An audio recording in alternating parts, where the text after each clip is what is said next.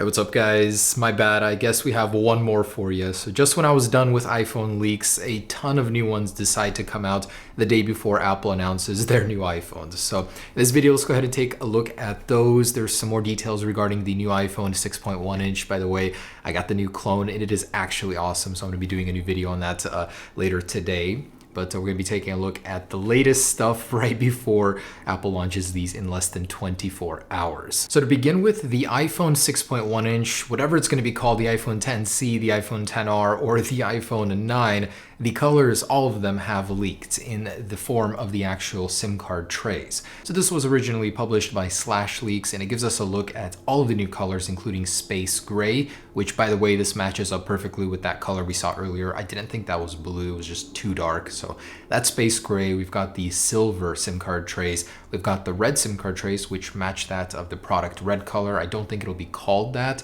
but it may well be. Also, there's a new blue color, which looks so good. It's a very subtle, almost sky blue. I really, really love this shade. And we have the brown top color, also known as the top. So this one actually matches perfectly with Apple iDesigner, that shade. It's going to be a very muted brown. It's going to look amazing. And I think that it's going to do wonders for Apple, having this variety of colors in a premium design and actually holding it like a real glass version, real metal version of this clone of the iPhone 9. It feels fantastic. Like, wow. I'm going to get into that in a moment later with the actual clone review, but this thing gives me a very, very good idea of what we have to look forward to. Of course, if it had a little bit more colors on it. Now, blinking, you'll miss it, but on the SIM card trays, there's a very, very nice and ingenious way that they incorporated the dual SIM. So this is how everyone thought that Apple would be incorporating it, with a stacked dual SIM orientation. What they did was so much better. They actually used one original looking SIM card tray, but made two ports, one on each side, and one that uses a little compression technique. It honestly ended up looking way better than anything I could have imagined Apple would have planned with that dual SIM feature. Again, the iPhone XS standard version is rumored to feature a eSIM, so it might not even have this dual SIM solution. It'll have one SIM and possibly an internal SIM card. And 9to5Mac published an extensive report talking to an insider source regarding some last-minute iPhone details. So a couple interesting ones. The iPhone XS Max is going to be the heaviest iPhone ever. The iPhone 8 Plus currently weighs in at 7.13 ounces. This one is going to be 7.34, and that's because of the stainless steel material, just larger display technology. And in general, this basically means that Apple might be over the entire thin is in thing and are trading more features and functionality, more quality materials in favor of lightness and thinness. That used to be what they were all about, and it seems like they've been shying away from that in the most recent years as they've been releasing thicker and heavier iPhones. They will change that though with the new Apple Watch, which is supposedly getting thinner, possibly lighter, unlikely, but it's going to be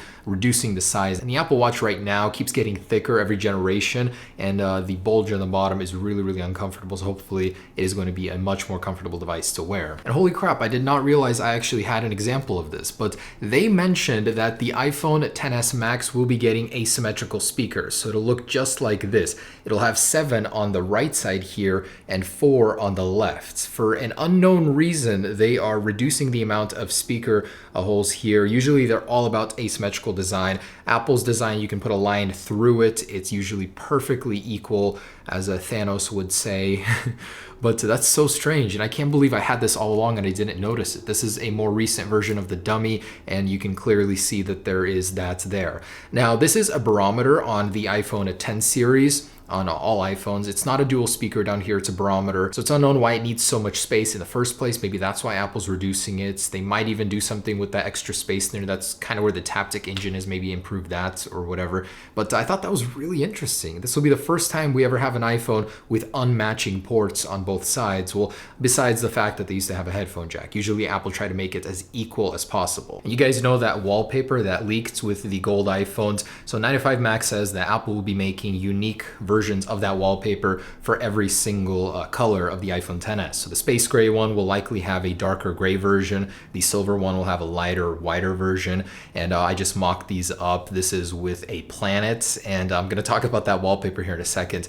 but I think it looks really nice, color coded. Hopefully Apple won't be removing those in a future updates as they always seem to, but you will be getting unique wallpapers for every different version or color of the iPhone XS. Also, the source of that wallpaper has actually been discovered prior to the release by AR7. It was made by Jason Tozer mainly and Ramakant Sharda, and it's called the Soap Bubble Planet. So it's a little bit of each. It's both a bubble and a planet. So neither person was wrong. I thought that it looked really, really cool, and I want to see the rest of their lineup. And they actually shared some of the other artwork that Apple might be using, and this is it. Looks really, really nice. And I just wanted to point something out about the iPhone XC possible naming that I've been seeing roaming around online. Lately, everyone's been pointing to iPhone XR, including Mark Gurman, so that's the one that I believe. XR, I'm sure, will grow on me. I don't really like it, but it's the most logical one. 10C in Roman numerals, which by the way is how Apple names the iPhone at 10, it's the equivalent of 90. So it would technically be the iPhone 90 if read the same way as the iPhone at 10. So I don't see Apple doing that. The 10C could potentially cause a lot of confusion. So iPhone XR or iPhone 9 seems most logical at this point. And sadly, the 18-watt power adapter will truly be reserved for the new iPads, and it will not come in the box with the iPhones.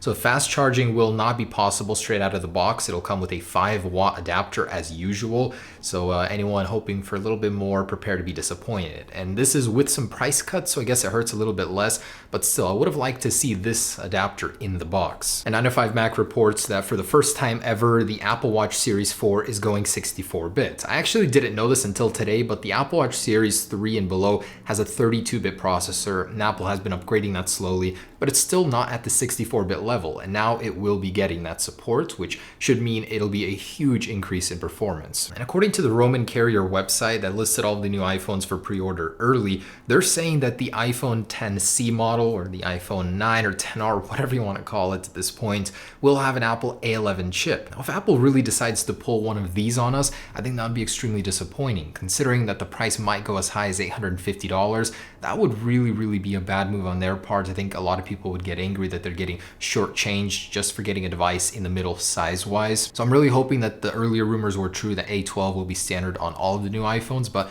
there's a very good possibility the cheaper iPhone might mean cheaper performance as well with an A11 chip. And a couple of other tidbits, Apple will be live streaming this entire thing on Twitter, so if you aren't able to watch the actual event in real time, you can just check up on Twitter periodically, and they will be posting all of their points and likely the high quality images of the product, so do check that out. And extremely interesting, developer Rambo finally shared with us how he got those promo images early. So he said that he used a very similar URL makeup from last year with the product recap page, so he changed and guessed the names of these devices and it came up, and this is where he got those images from. I would have liked to see the screen capped version of it.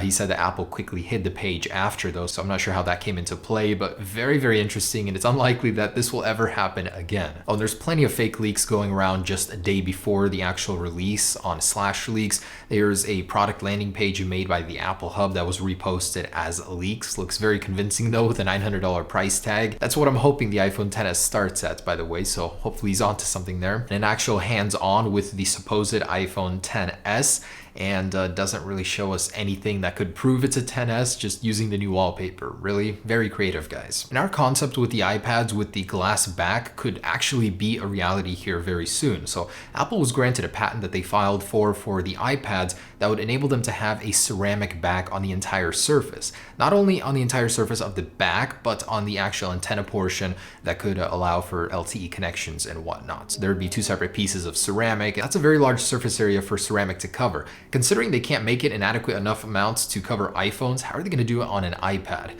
And the patent for an iPhone or an iPad combining with a clamshell design of a MacBook to make it a complete device has been granted to Apple. This was filed a while ago, where you can actually use your iPhone as a trackpad. Possibly it'll be the processing unit for the computer once you clamp it down. It's a pretty cool idea, and for the iPads it would become the display with the keyboard already built in. So they definitely have to add an OS mode, much like the Samsung counterpart. start, but it could be a very useful thing in the future. And about iOS 12, so I've had some questions about that. The GM will drop tomorrow, as Apple has done in the past, and then the final release will likely be during the weekend on Friday, possibly on Monday, but most likely on Friday, as they just release it a few days afterwards. There's a lot to look forward to, and if you guys are on the betas right now, you'll be able to update to the GM right away using your profile and the over-the-air update. And then if you want to update all the way to the final build of iOS 12, you'll have to delete that profile and then go ahead and update after restarting your device. Very, very simple stuff. And I wanted to ask you guys, what are you most personally excited for at this event? After seeing the iPhone 9, I'm actually really looking forward to seeing this thing in person.